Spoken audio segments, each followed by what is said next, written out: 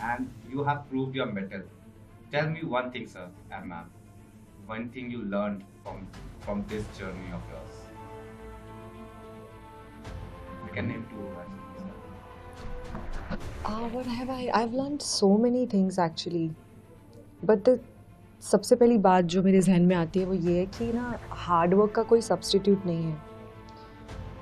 You can get lucky once, twice, but if you keep working hard, I think अगर आपका talent थोड़ा बहुत कम भी है ना किसी एक और इंसान से, या आप थोड़े उससे कम अच्छे दिखते हैं, लेकिन अगर आप बहुत मेहनती हैं, तो वो चीज़ मे बी 1 साल 2 साल 3 साल for I mean you make it किसी ना किसी दिन. सो आई थिंक या I have learn that you have to work absolutely hard to be where you want to be in life. तो मैंने ये सीखा और मैं और मेहनत करना चाहती हूँ. और मैं खुद ये किसी को मैं प्रीच नहीं कर रही, मैं खुद को भी प्रीच कर रही हूँ कि Sonam, you got to work so hard, you have to work really hard for your dreams. This is one life. Follow your dreams and give your best. So ये जर्नी से मैंने ये सीखा है. और या मेरे को स्टार से भी ये सीखा है. मैं सोच रही थी एक्चुअली कल परसों 2-3 दिन हम रोड पे थे, बहुत सारी बातें मेरे माइंड में आ रही थी. And this did make me, खुद से तो जो है ही, खुद की लाइफ से, खुद की जर्नी से, बट हर्ष के लिए भी ये चीज़ मैं सोच रही थी that how inspiring, like how inspiring that you just don't give up on your dreams. So या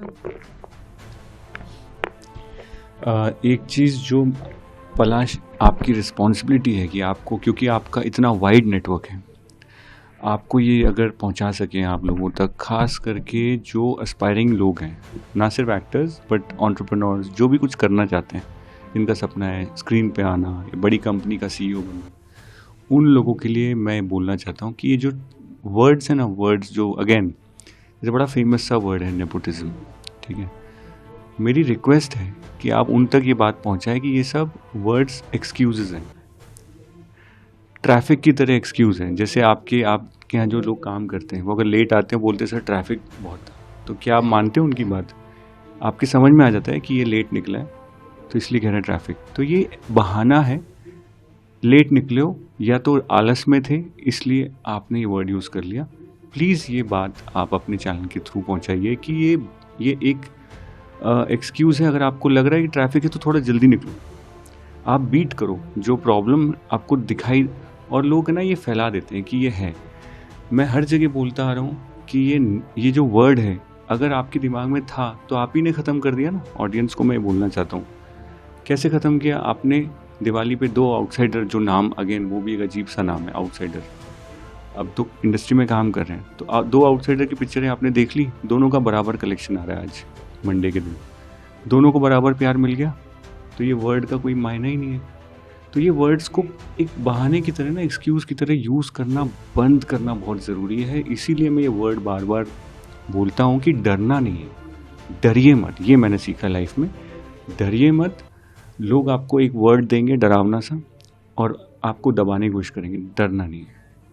और ये वर्ड्स एक एक्सक्यूज़ की तरह है कि बारिश हो रही है तो छाता ले लो, ट्रैफिक है थोड़ा जल्दी निकलो, दूर जाना है तो खाना पैक कर लो. सॉल्यूशन सारे हैं. ये सब मत करो अरे मैं भूखा रह गया, रास्ते में बहुत मुझे कुछ मिला ही नहीं अपने लिए. सो इसलिए मैं, सोनम ने अब देखा होगा मेरी वैन में बहुत सारा मैं खाने का और सारा सामान लेके घूमता हूँ, सो दैट कोई बहाना ही ना रहे हमारे पास. अभी जैसे मेरे पास स्टाइलिश नहीं था, अब आपका इंटरव्यू करना था तो मैं अपने ही कपड़े पहन लूँ, ना मेरे पास बाल हेयर है ना मेरे पास मेकअप है, लेकिन I want to do this.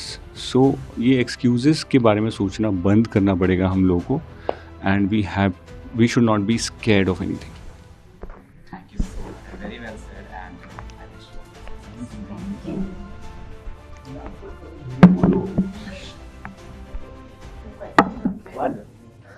हो गया ना? आधे घंटे हम आंसर दे रहे हैं, हम खाते हुए फाइटिंग में मैंने यूज पे लगा के सो रहा. This band is very fancy from inside. You look train में आ रहे हैं. I saw that. अबे ये train में से आ रहा है. So no that. Good evening, sir. Good evening. And what a movie. I mean, emotions were very high. पहले लगता है कि हर्ष विलन है, फिर लगता है कि सोनम विलन है, फिर लगता है कि सब विलन है. So how did you envision this story, this romantic drama which is full of everything, high emotions, action? So please tell me about how. Well, the idea actually came to Mushtaq, Sheikh and me together, and we said अगर एक कहानी हो जिसमें दो powerful लोग मोहब्बत और नफरत में they clash, you know, then how will the story pan out? And the interval point was something which we were very excited about because वो कहानी को पूरी तरह you know it just overturns it on its head. और जो challenge था वो second half था बिकॉज जैसे कि आपने कहा कि एक रिवेंज भी है, यू नो, एक गुस्सा भी है पिक्चर में. तो जो किरदार है हर्ष का, how do I you know redeem him, how do I make him lovable by towards the end, and that was a challenge. And see in India always cinema is which works is dramatic, तमाशा. वो तमाशा चाहे comedy का हो, चाहे action का हो, चाहे रोमांस का हो, हमें तमाशा बहुत पसंद आता है इस देश में. तो वो कोशिश थी कि कांस्टेंट एक तमाशा हो ताकि ऑडियंस भी यू नो एंजॉय करे, सीटी मारे, ताली मारे, उनके इमोशंस के साथ ऊपर नीचे जाए. इसका सॉरी मैं कंटिन्यू करना चाहूँगा. इस पिक्चर का विलन जो है वो ये खुद है. What made you come for this drama? Because आप लोग usually क्या करते हैं, action movies go for it because it's an easy money. How did you go for this romantic drama which is very very complex at times? Sorry out of context मैं जवाब दूंगा. मेरी पैदाइश चंबल से है. मैं धौलपुर में पैदा हुआ और मेरा बचपन दिल्ली में भी था. तो दोनों ही जगह बड़ी ड्रामेटिक हैं और मुझे ड्रामा पसंद है. और मिलाप ज़वेरी का पूरा डायलॉग से लपटा हुआ ड्रामा जो मेरे पास आया, और रोमांटिक फिल्म ही मुझे करनी थी produce. And because I have been doing music from past 10 years.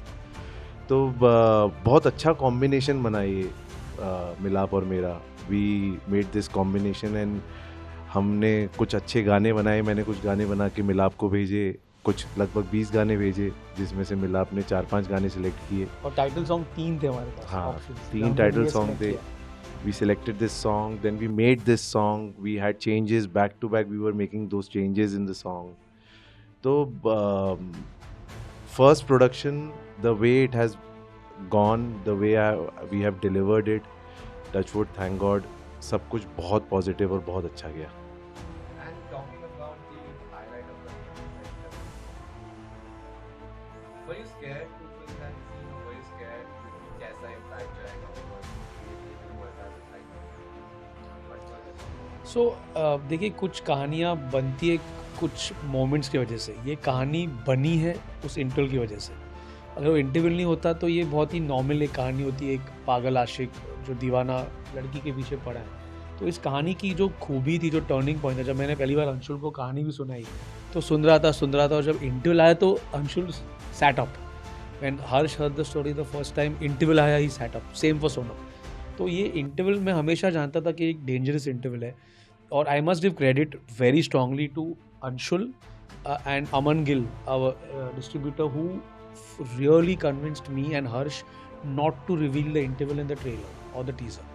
I still remember मैं UK में था और पहला टीज़र आया था और मैंने बोला यू नो इट्स सुपर्ब, लेकिन हमको ना वो इंटरवल डालना चाहिए. वो इंटरवल से यू नो पब्लिक अंदर आएगी. बिकॉज मरजावा में मैंने इन ट्रेलर में डाल दिया था कि सिद्धार्थ तारा को गोली मार देता है.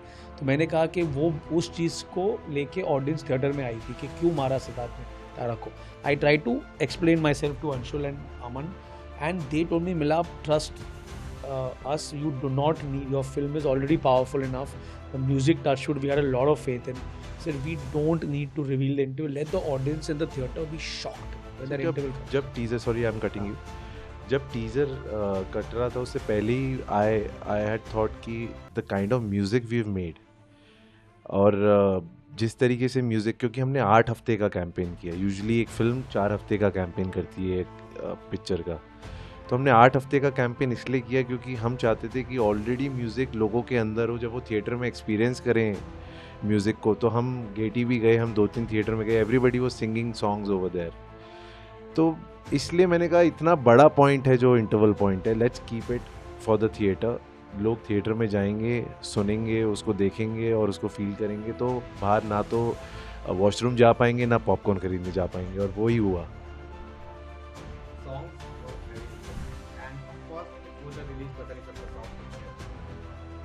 सब कुछ पता होता है, but what made you decide to go for a clash with a big production as your first production? तो आगे आप आगे करेंगे, but it is your first. Often people are scared. What was your thought? सी आप अगर often people are scared, अगर आप डरने की बात करें तो मैंने तो अभी अपना सैटेलाइट और डिजिटल भी नहीं बेचा है. So I was so sure about the product कि मैं जो म्यूज़िक बना रहा हूँ, जो हमने फिल्म बनाई है, इनफैक्ट पूरी फिल्म शूट होने के बाद बोल कफारा और दिल दिल दिल दोनों गाने हमने शूट किए हैं और बहुत बड़े स्केल पे शूट किए हैं. तो I was pretty sure that I have waited for this day from past 5 years. I've been waiting to be a film producer. When I come, I have to come on an iconic day, which is Diwali. हम दिवाली पे आ गए. And जैसे box office on Diwali is very big. Last year we had 70 crores box office with Bhool Bhulaiya and Singham. And this was Ayushmann Khurrana and Rashmika. It was not Stree 2 or any sequel that was coming. It was a brand new first film of the universe was coming. So it was like मैंने ऐसा सोचा कि ठीक है, उनका भी business अच्छा हो जाएगा, and because our film has a different story, different kind of film. ये ड्रामेटिक लव स्टोरी है, वो डिफरेंट टाइप की पिक्चर है, तो इसलिए मैंने सोचा it's a good day to come. Why Harsh? Is it because Sanam Teri Kasam got a massive success after the pre-release, or was there मैं कहना चाहूँगा आज कि मैंने हर्ष को नहीं चुना, हर्ष ने मुझे चुना. 4 साल तक कोई मेरे साथ काम नहीं करना चाहता था. Harshvardhan Rane was the person who showed faith in me, and of course Sanam Teri Kasam was a big factor in that. So when I offered him the film, it was the Sunday of Sanam Teri Kasam's re-release, and वो बंदा जो है वो अपनी ज़िंदगी की सबसे बड़े दिन पर भी उसने 1 सेकंड में मेरे मैसेज का जवाब दिया, मुझे मिला, स्क्रिप्ट सुनी और कहा मैं पिक्चर कर रहा हूँ. I saw certain intensity, madness in Harsh. मैं पहले भी हर्ष का काम देख चुका हूँ. हर्ष और मैं, I would not say friends, but we have been in touch over the years. Miranda Brothers, उसकी एक फिल्म के मैंने डायलॉग लिखे थे. तैश जब मैंने देखी थी उसकी, मैं बहुत इम्प्रेस था तैश से. मैंने उसको मैसेज भी किया था. तो एक बर्निंग इंटेंसिटी और एक क्या कहते हैं, जुनून, एक भूख हर्ष के अंदर थी. और वही भूख, वही जुनून, वही उस वक्त पागलपन, वो कहते हैं ना, when you are pushed against the wall, there is nowhere to go back. The only thing you can do is fight and try and come back. So that's something which was in me, was in Harsh, and I don't think there could have been a better Vikramaditya Bhosle than Harshvardhan Rane. It's almost like he was born to do this part. Forget born to do this part, he was born to give me a new life. Few years back John Abraham gave me a new life. बोलते ना, cat has 9 lives. तो मेरी एक life वो time पे John Abraham ने मुझे दी सत्यमेव जयते के साथ. वो मैंने कुछ जाने गवा दी फिर उसके बाद. तो आप कह रहे हो 7 और बची हैं भाई, अभी कितनी बची पता नहीं, लेकिन ये जन्म तो वापस हर्ष की वजह से हुआ है. He is actually given me the opportunity to fight back, come back, and I am very grateful to him for this. And Sonam ma'am has just started. And was she the first choice for this film? See the fact that you have said Sonam ma'am, आपने already इतनी इज्जत से बात की उनके बारे में. वो इसी इज्जत की हकदार है. वो नई है, she is not new. She is already in people's mind, she is a star, because she is the. आज आप अगर पंजाबी सिनेमा की बात करें तो सोनम के अलावा आप किसी का नाम ही नहीं ले सकते.